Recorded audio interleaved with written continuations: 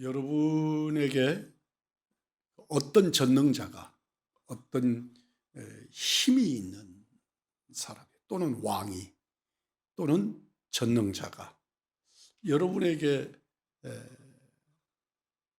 한 가지 소원만 말해라. 한 가지 소원만 말해라. 근데 그게 무한대로 저 내일 아침까지 말씀해 드릴게요 이런 게 아니고 30초 이내에 지금 한 가지 소원을 말하면 그게 어떤 소원이든지 내가 너에게 들어줄게. 여러분 같으면 무엇을 해달라고 요구를 하겠습니까?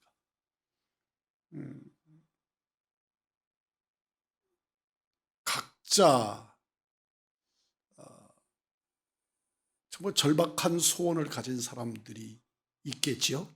뭐 두말할 것 없이 저는 이겁니다. 이렇게 말할 수 있는 사람들이 있겠지만 실제로 그런 일이 현장에서 부딪히면 무엇을 말할까? 이것이 더 클까? 저것이 더 클까? 이것이 더 귀할까? 저것이 더 귀할까? 정확한 자기 대답을 못할 수 있습니다. 오늘 본문에 등장하는 바디메오라고 하는 사람, 이 사람은 디메오의 아들 바디메오라 그랬거든요. 이 바라는 말이 아들이라는 뜻입니다. 그러니까 디메오의 아들이라는 뜻이죠. 바디메오라는 뜻이. 그러니까 디메오의 아들 바디메오입니다. 바가 아들이라는 뜻입니다. 우리 주님이 자기 마을을 지나가신다, 여리고를 지나가신다는 소리를 듣고 이 사람은 그 짧은 찰나의 시간을 아주 기가 막히게 선용을 해서 자기 불행을 행복으로 바꿔낸 그런 인물입니다. 우리가 많은 기도를 드리고 있고 또 때마다 기도 제목들을 걸고 기도를 합니다. 그러나 우리 예수님이 우리를 찾아오셔서 한 가지를 말하라고 그런다면 우리는 그게 무엇일까 한번 깊이 생각해 보시고 그것이 우리 일생 일대에 가장 귀한 것이다 하는 것도 잊지 않기를 바랍니다. 이 바디메오는 자기 문제가 무엇이라는 것을 아는 사람이었습니다. 내가 누구다라는 것이죠. 바디메오 그러면 다른 사람은 뭐 디메오의 아들이야 뭐 이렇게 여러 가지로 표현할 수 있습니다. 그러나 자기는 맹인 이것입니다. 나는 앞을 못 보는 사람이야.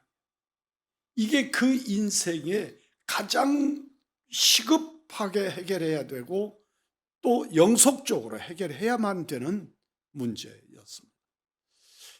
그런데 많은 사람들이 바디메오와 같이 맹인이어도 이 맹인인 시각장애를 가지고 있는 이 사람이라도 예수님 앞에 섰을 때 제 눈을 띄워 주십시오. 이렇게 구하지 못하는 맹인들이 많단 말이에요. 자기가 맹인이라는 것을 몰라서가 아니라 이 사람은 적어도 자기 앞에 있는 이를 누구라고 믿느냐에 따라서 그 요구를 할 수가 있는 거죠.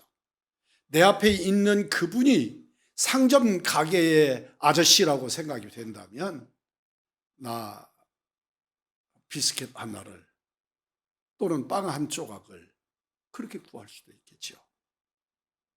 그분이 누구이냐에 따라 내가 구하는 것이 달라질 것이기 때문에 내 믿음의 모양이 어떤 모양을 가졌느냐에 따라서 어떤 수준의 믿음을 가졌느냐에 따라서 우리는 그 주님을 향하여 무엇은 구할 수 있고 무엇은 구할 수 없다는 기준을 설정하게 된단 말이죠. 예, 적어도 바디메오는 예수님은 하나님이시라고 하는 믿음이 있었단 말이죠. 그러니까 누구도 치료라고 하는 것을 상상도 할 수 없었던 그 시절 그때에 내가 보기를 원합니다. 내가 너에게 뭐 해주기를 원하지? 예, 저 보고 싶습니다. 보게 해 주십시오. 자기의 가장 시급한 문제가 무엇인가를 아는 사람이었던 거죠. 오늘날 우리들이 굉장히 많은 문제들을 가지고 주님이 한 가지 내가 너 해줄게 그러면 우리 집을 사달라 그럴까? 자동차를 사달라 그럴까? 나 몸을 좀 치료해달라 그럴까? 또는 좋은 사육감 하나 달라 그럴까? 좋은 며느리 달라 그럴까? 가장 다급하고 절박한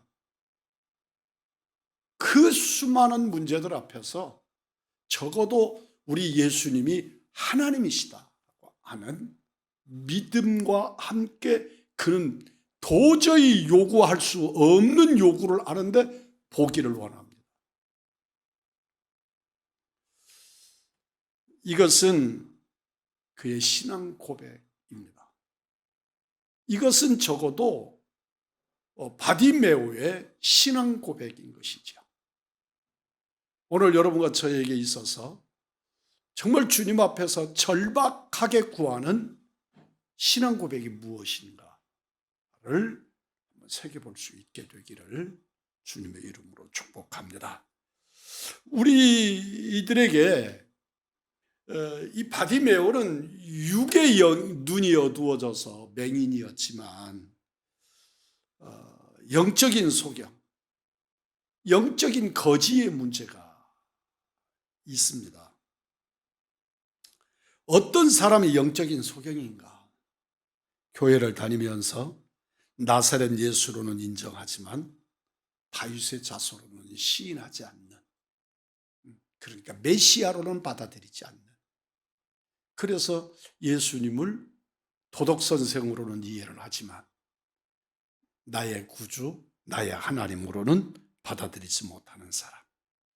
예수님을 이 시대의 4대 성인 중에 한 사람으로는 이해를 하지만, 그리고 기독교를 창시한 사람으로는 받아들이지만 하나님이고 하나님의 아들이시고 나의 죄를 사하시는 속죄의 주님으로는 믿지 못하는 사람들, 말씀에 깨달음이 없는 사람들. 그래서 내가 성경은 들고 다니지만 성경의 권능, 말씀의 권능을 알지 못하고 받아들이지 않는 사람입니다.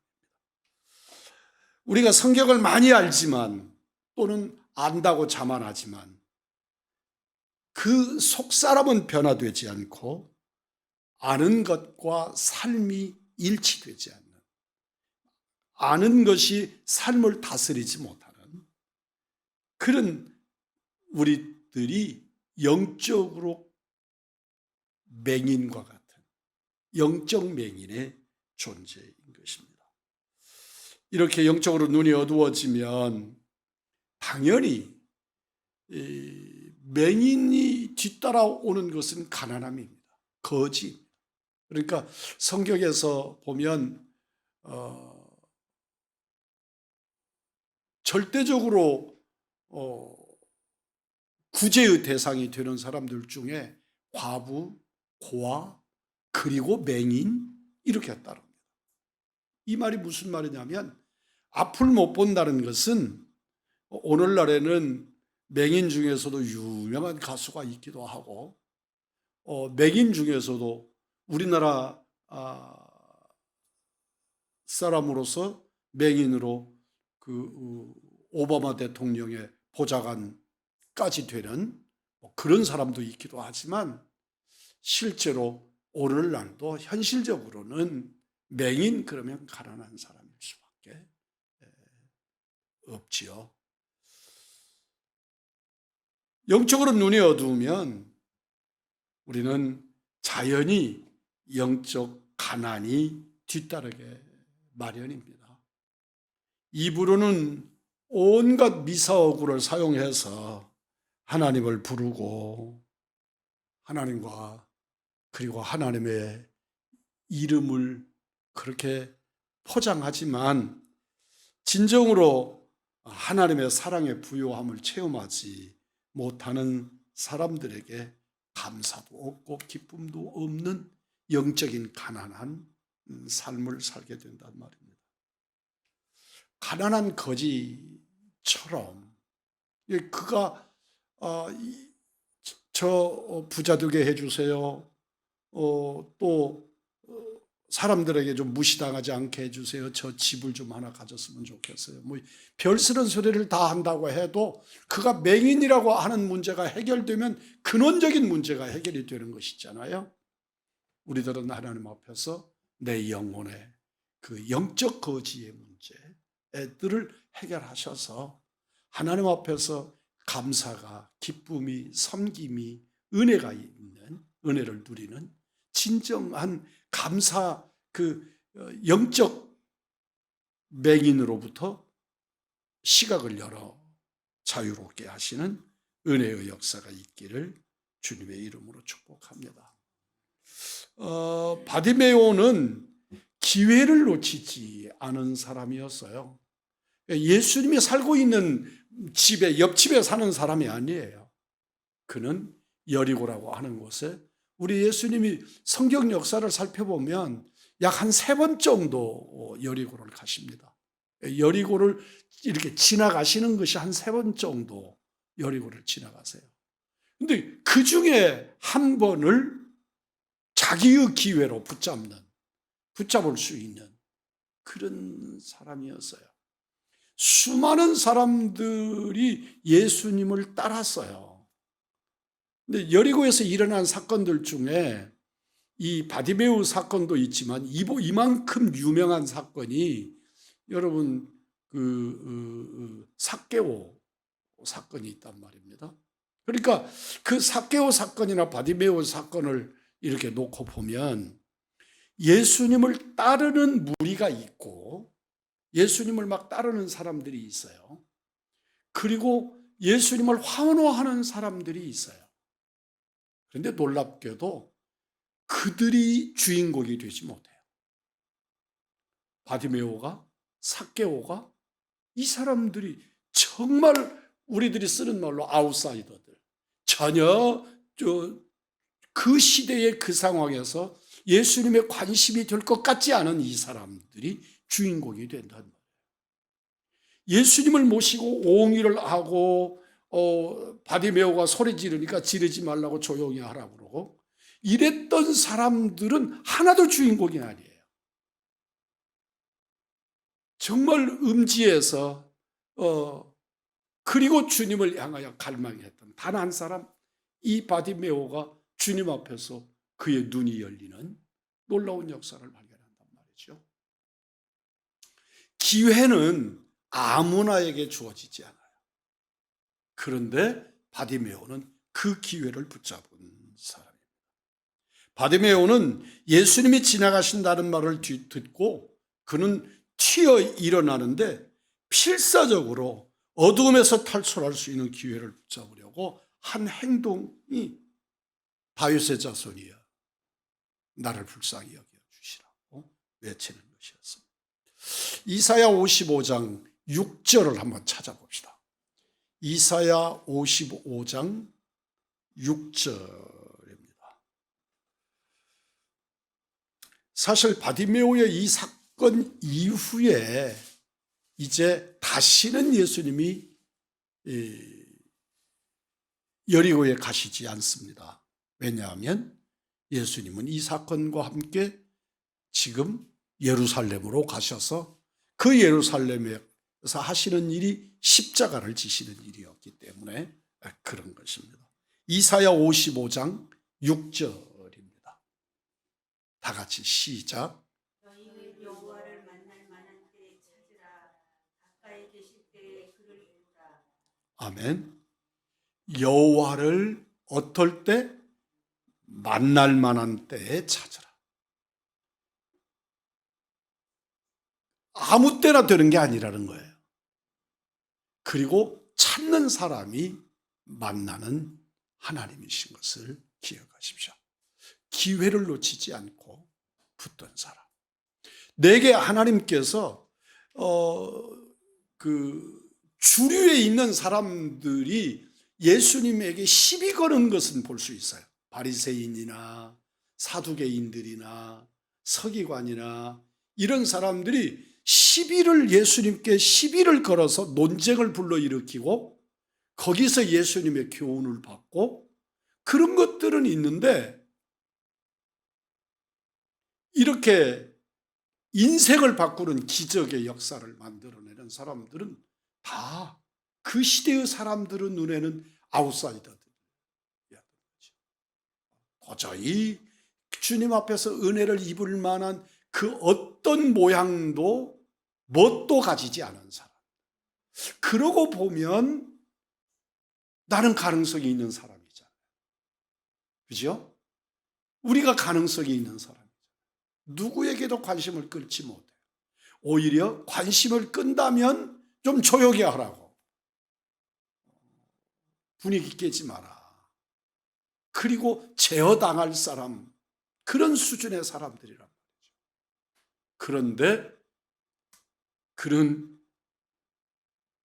예수님이 여리고에 오셨는데, 오신 예수님의 오신 이유가 바디메오를 만나려고 오시는 이 놀라운 은혜의 주인공들이 되시기를 바랍니다. 뿐만 아니라 힘을 다해서 예수님께 부르짖는, 그러니까 해주시면 좋고 안 해주시면 별 수 없고 그만이고, 이런 사람은 결단코 주님을 만나지 못합니다. 우리 주님을 향한 절박함이 있어요. 그러니까 우리가 하나님 앞에 기도를 드려도, 제가 아주 어려서 신령한 영적인 체험을 최초로 제가 경험했던 것을 생각을 해보면, 국민학교 한 5학년이나 4학년이나 5학년쯤이나, 나이 계산, 역으로 계산해 보면 나오겠지만 그때쯤이었는데, 그때는 이제 우리 교회 의자나 이런 것이 없고 그냥 판잣바닥으로 쭉 이렇게 바닥으로 있던 그런 때, 우리 어머님이 유독하셔서 정말 내가 할 수 있는 일이라는 게 아무것도 없는 거죠. 뭐 내가 청년도 아니고 이제 국민학교 초등학교 학생이니까. 그런데 우리 어머니를 위해서 내가 할 수 있는 일이 뭘까? 그게 기도밖에 없어서, 그것도 내가 자의적으로라기보다는 지금은 은퇴하신 목사님이신 저희 형님이 어머니 일을 위해서 기도하러 가자 그래서 교회에 가서 기도하는 중에 하나님께서 내 귀에 그냥 생생하게 들려주신단 말이죠.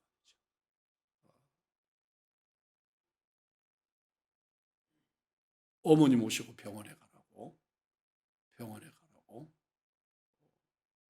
나는 그게 뭔 말인지, 누가 그러는 건지도 모르고 왜 이러는 건지. 그런데 같은 장소에서 앞에 앉고 뒤에 앉아서 기도를 했는데, 그 앞에서 기도하고 있던 저희 지금 목사님이신 형님이 저를 보고 기도하는 저를 등을 이렇게 때리면서 어머니 돌아가신단다, 빨리 집으로 가자고, 달려가자고. 그리고 나갔는데 정말 병원에 온갖 방법으로 해서, 시골에 뭐 택시나 이런 걸 구할 방법이 없던 때니까 그렇게 해서 모시고 전주 도립병원이라는 데를 모시고 갔더니, 뭐 의사들이 하는 말인지 어쩐지는 모르나 정말 1시간만 늦었어도 손 못 댔다, 그렇게 이야기를 하셔서 수술하고 생명을 회복할 수 있었단 말이죠. 돌이켜보면 그때에 우리 어머니가 돌아가신다고 하는 것이 무엇인지를 잘 모를 나이지만 그 어머니가 죽는다는 것이 제게는 너무 절박했던 문제였던 것 같습니다. 우리 하나님께서 그렇게 절박하게, 그 자리에서 제가 얼마나 질서 있게 기도했겠어요? 원리 따라서 기도했겠어요? 우리 어머니 살려달라고 기도했겠죠. 우리 어머니가 병석에 누워 계셔서 너무 많이 우시고 아프니까 통증으로 아프시고 이런 것들이 제게는 너무 고통스러운 일이었으니까 그런 것이 제 기도 제목이 되고 간절하게 구하는 기도 제목이었을 겁니다. 하나님께서 응답하시고 이 지금 그 많은 사람들이 주님을 옹이하고 가는데 이 바디메오가 부르짖는 이 부르짖음이 다른 소리들을 다 잠재우는 거죠. 그리고 주님의 귀에 이 사람의 외침이 정확하게 꽂히는 것이죠. 우리 주님이 바디메오를 의식하시게 된 것입니다. 그가 부르짖습니다. 다윗의 자손이여. 정말 희귀한 말입니다. 후대에 이때 말고, 그러니까 사도 바울이나 베드로 사도나 등등의 그 이후에는 다윗의 자손이라고 부르는, 예수님을 향하여 부르는 그런 내용들이 있습니다. 그런데 예수님이 생존해 계시는 이때까지 다윗의 자손이라고 부르는 사람이 없지요. 그런데 이 사람이 예수님을 다윗의 자손이라고 부릅니다. 다윗의 자손이라는 뜻이 뭔가요? 수없이 말씀을 드렸습니다만 다윗의 자손이라는 건 메시아라는 말입니다. 아주 직설적인 표현으로 말하면 이스라엘의 왕이라는 말입니다. 다윗의 자손이요. 다윗이 유다 지파잖아요. 그 유다 지파 사람들은 다 다윗의 후손일 수 있습니다. 어느 정도입니까? 예수님이 이 세상에 태어나실 때 마리아, 요셉 다 다윗의 자손이어가지고 그곳에 호적하러 내려갔는데 있을 곳이 없었다. 여관에 있을 곳이 없었어요. 사람들이 그렇게 왕족이었으니까 얼마나 벌쭉하게 후손들이 있겠어요. 그들이 다 다윗의 자손입니다. 그러나 성경 속에서 말하는 다윗의 자손이라고 일칭하는 그 존재는 왕이라는, 우리가 기대하는 왕이라는 뜻이기도 하고 메시아라고 하는 의미입니다. 이 바디메오가 어디서 이런 선견적 지식을 가졌는지 모르겠어요. 다윗의 자손이여, 그리고 외칠 때 예수님이 그를 주목하시게 되는 거죠. 예수님이 그를 주목하시고 그의 소리에 귀 기울이시게 되는 겁니다. 바디메오에게는 주님의 긍휼을 바라는 간절함과 겸손이 있었습니다. 피 맺힌 절규가 그 길을 지나가시는 주님의 발걸음을 멈추게 했습니다. 오늘 우리들이 하나님 앞에 기도를 드릴 때 이 기도의 시간이 얼마나 간절해요. 그러나 이 시간이 얼마나 짧은 시간입니까? 주님이 도보로 걸어가시는 그 길 속에 그 지나가는 찰나의 시간입니다. 그 시간 속에 다윗의 자손 예수여, 다윗의 자손 예수여, 다윗의 자손 예수여, 나를 불쌍히 여기십시오. 나를 불쌍히 여겨주십시오. 주님께서 그의 소리를 들으시는 거죠. 수많은 사람들이 운집해서 도대체 무슨 소리가 무슨 소리인지 알아들을 수 없는 그런 상황 속에서도 이 사람의 부르짖음이 그들의 주님의 귀에 와 부딪힌 거지요. 우리가 다른 사람들과 똑같은 방법으로 평범하게 기도하지 마십시오. 참 절박하게, 정말로 간절하게, 진실하게. 우리 주님은 바디메오의 소리를 들으신 것처럼 우리의 기도도 들으시고 우리의 마음도 보아주실 줄 믿습니다. 주님이 그를 주목하시니까, 주님이 바디메오를 주목하시니까 분위기가 달라져 버렸습니다. 거기서 조용히 하라고, 저희들 어렸을 때도 지금은 장애인들이 아주 득세를 하는 세상 아닙니까? 주차장에 가서도 그렇게 꽉 차 있어도 장애인 주차장은 텅텅 비어 있고 여유롭고 어느 곳에 가든지 장애인들을 함부로 대할 수 없는 시대 아닙니까? 그런데 이때는 정말 장애인들이 사람으로 취급받지 못하다. 그러니까 정상적인 사람들하고 함께 살 수가 없는, 물론 문둥병자나 이런 병자들처럼 그렇게 격리당하고 이런 병은 아니었어도 그 거지들이라고 하는 존재는 저희들 어렸을 때도 거지들끼리 따로 살았죠. 움막치고 따로 살았고, 동네에 무슨 잔치나 제삿날이 있다 그러면 거지들 아주 때로 몰려오지요. 때로 몰려. 더더욱이나 좀 부잣집 장례식이다, 부잣집 결혼식이다, 환갑잔치다 그러면 그 사람들 떼거리로 몰려와서 얻어먹기도 하지만 온갖 어려운 일들 다 그 사람들이 맡아서 일을 해주고 그러면서 함께 했던 어린 시절을 기억이 있거든요. 이 바디메오, 그러니까 이 사람이 입고 있는 옷이 어떤 옷이었을 것이며 이 사람이 몸에서 어떤 냄새가 났을 것이며 상상 이상일 것입니다. 그러니까 이 사람들이 일반인들하고 뒤섞어 살 수가 없는 거죠. 그럼에도 불구하고 이들이 주님이 그를 주목하시니까, 주님이 바디메오의 기도를 응답하시니까 사람들이 불평하고 짜증내던 것들이 동정으로 바뀝니다. 주께서 너를 부르신다. 어서 가보라고, 달려가라고, 주님 앞에 가보라고. 주님이 부르심이 있으니까 모든 상황이 달라지는 거죠.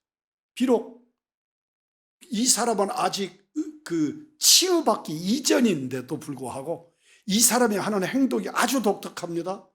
이스라엘 사람들에게 있어서 겉옷이라고 하는 게 얼마나 중요한 것인지는 정말 수없이 설명하지 않습니까? 그게 겉옷이라는 게, 제가 남미 볼리비아를 가니까 그 겉옷의 의미를 정확하게 이해할, 히브리인들의 겉옷과 같이 생긴 천이 있는데요. 그게 원색깔로 파란색, 빨간색, 노란색 이런 것들로 해가지고 이렇게 보자기 같은 게 있어요. 그게 얼마나 그 사람들에게 중요한지 모릅니다.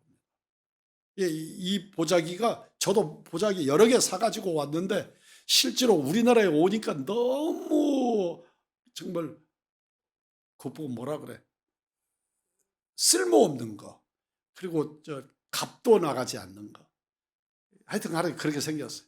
허접하다 그러잖아요. 허접하게 생긴 거. 그런데 그 나라에서는 막 이게 바닥에다가 이렇게 깔면 그냥 잠자리입니다. 덮으면 이불이고요. 그리고 물건을 이렇게 사면 그 물건을 많으면 이렇게 펼쳐서 해가지고 어깨에다가 메고, 적으면 돌돌돌 말아서 허리다 메고, 그래서 그 겉옷 하나의 용도가 10가지로 쓰이는, 보다 더 쓰이는 것 같아요. 애기도 없고 물건도 사서 넣고 다니고, 그리고 툴툴 털으면 이불이고, 그리고 걸치면 겉옷이고, 하여튼 그런 옷이에요. 이스라엘의 겉옷이 바로 이런 용도, 이런 모습이었구나. 그런데 그것을 벗어던지고 성경에서 보면 떨어뜨렸는데 못 주웠다가 아니에요. 그가 그걸 챙길 생각이 없는 거죠. 일평생 겉옷 하나 가지고 살다가 일평생 그 옷도 없고 죽는 것이 그 시대의 사람들인데, 그것을 버리는 것. 왜 그러느냐 그러면 지금 주님이 해결이기 때문에 주님이 응답이기 때문에 주님의 응답이 되기만 하면 그까짓 것이 문제가 아니기 때문에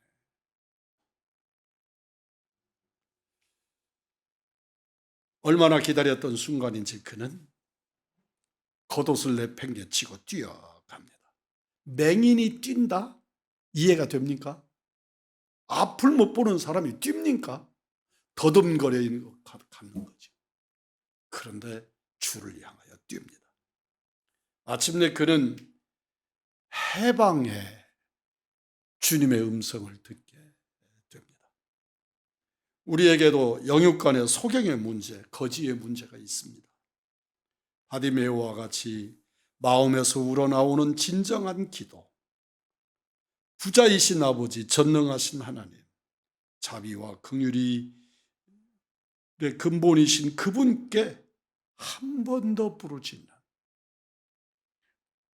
그리고 바디메오의 음성에 주목하신 주님을 맞이하는 것처럼 우리의 그 간절함이, 우리의 그 절박함이, 우리의 그 깊은 간구가 주님의 발을 멈추게 하고 주님이 나를 향하여서 내가 너에게 무엇 해주기를 원하느냐, 두말할 것 없는 한마디의 요구, 주님은 즉석에서 그를 보게 하십니다. 분명히 우리 주님께서 걸음을 멈추시고 응답하시고 내게 해방의 메신저가 되어 주실 줄 믿습니다. 오늘도 주의 은혜 누리시고 정말 하나님께 한번 간구하는 그런 우리들이 되기를 주님의 이름으로 축복합니다.